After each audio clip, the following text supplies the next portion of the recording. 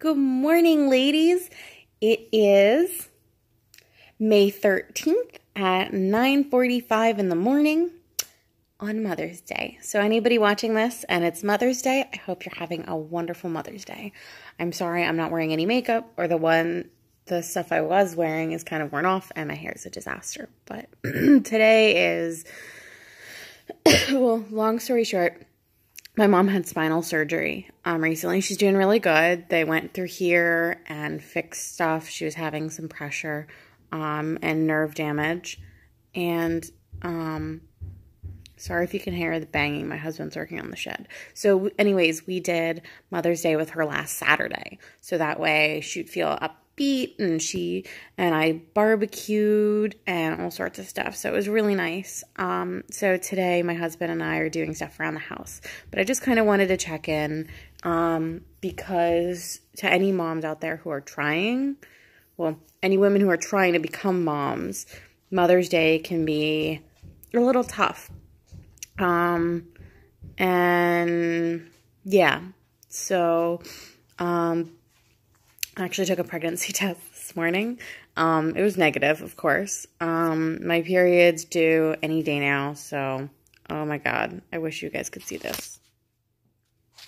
I don't know if you guys got that, but it's my cat Savannah and my dog Bear kissing because they're so weird and cute. Anyways, so to what this whole blog is about, I'm doing pretty good on no sugar. I have broken down and have had like a cookie here and there, but I realized like I can't beat myself up over this stuff.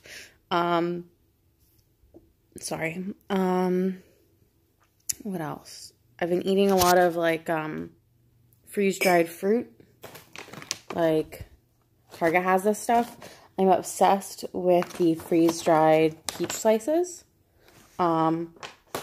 I also love the blueberries, but they get all over my fingers. So what I do is I'll have, like, if I want cereal, Cheerios has no sugar added, or I think it's like 8 grams.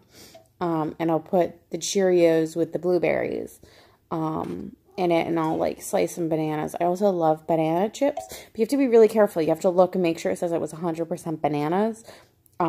Because I bought some and it said organic, and I was like, oh, they're banana chips. Great. You know, I really liked Target's brand. Let's try this other brand. And I'm eating it and I start getting these weird headaches, and I looked and they put brown sugar in it. And I'm like, it doesn't even look like it has brown sugar on it. Like, it's just ridiculous. I'm also drinking an energy drink, so sue me, but this is the kind that has no sugar. And the mom you hear in the background is my cat Banks going, Mom, but she's looking for Dad. My husband, because she's crazy about him. Anyways, my husband and I got the new Fitbit Ultas. Not Ultas. Versa. Sorry, Fitbit Versa. And I really like it. But I will say, when I went to the doctor recently, for something completely otherwise, I was like, oh, let's see. And I was like at 103, because like I was walking down the hallways quickly with them.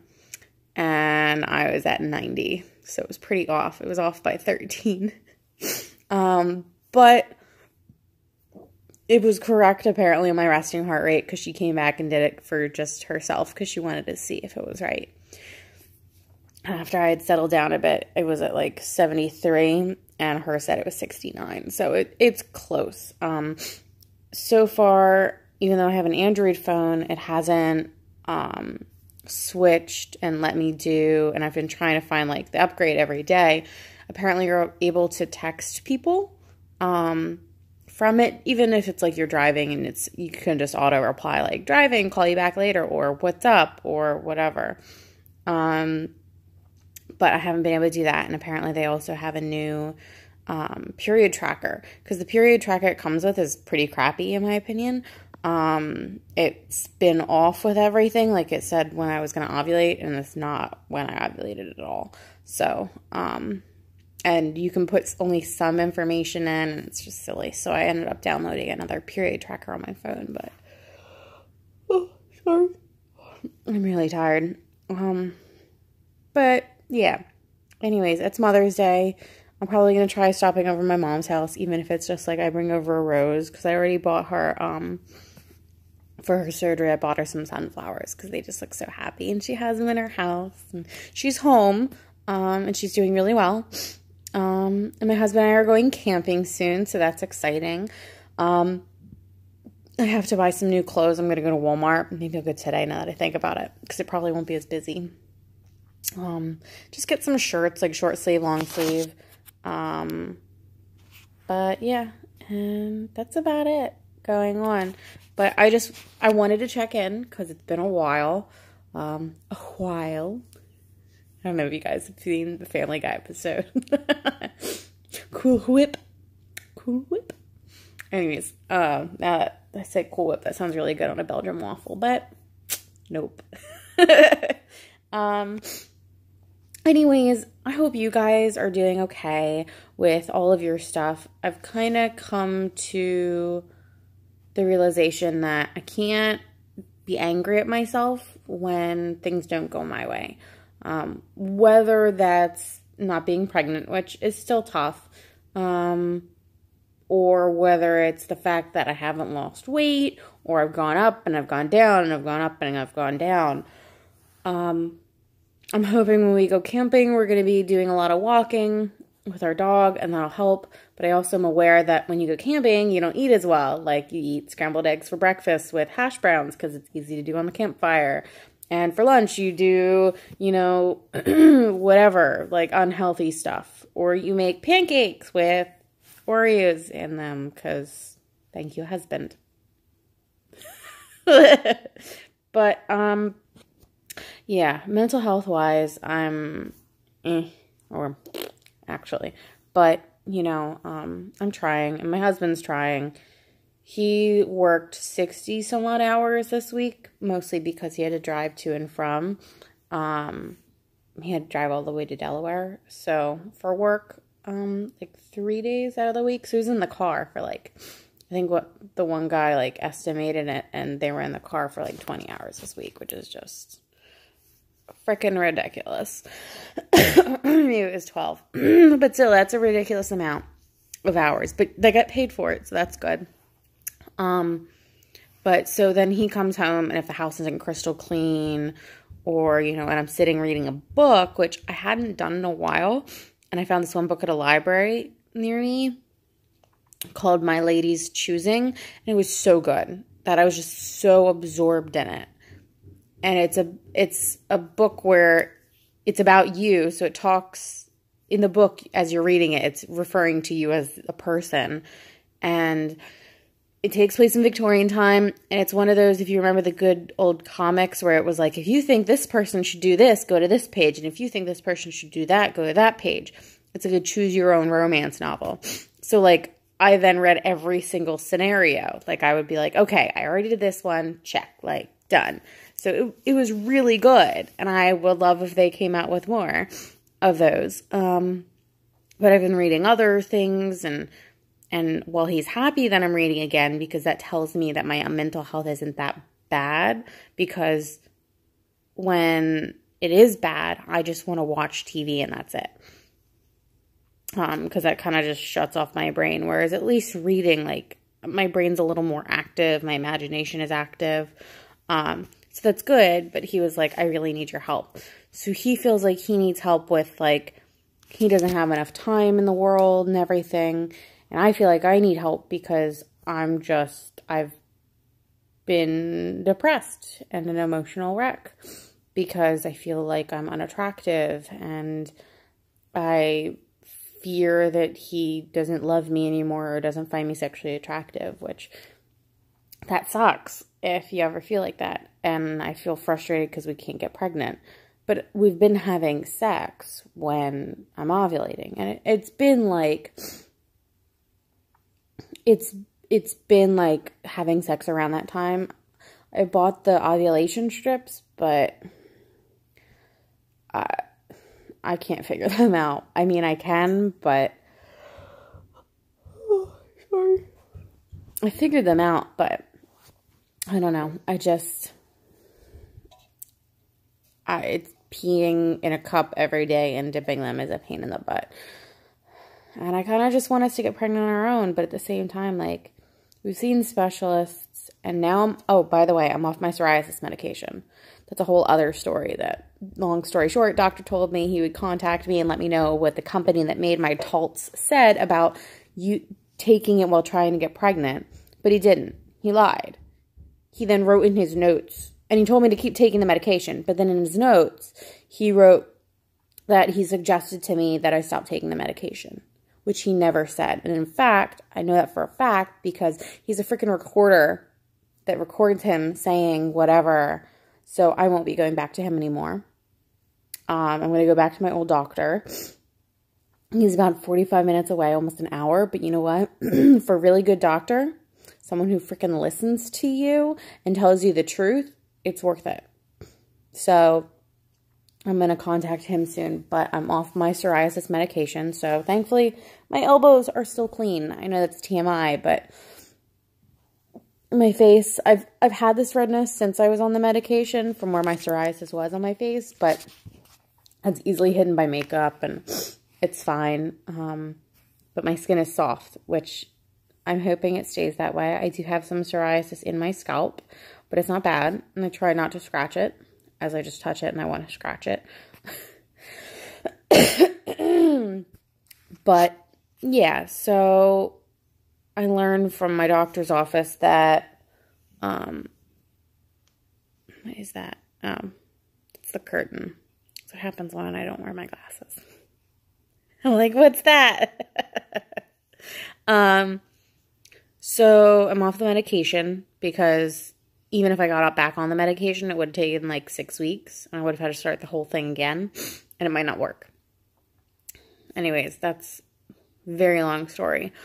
But anyway, so we're hoping that being off a biologic, which is what Taltz is, it's a biologic, it's an injectable, that's going to help me be able to get pregnant. So hopefully in the next few months, we'll be able to get pregnant.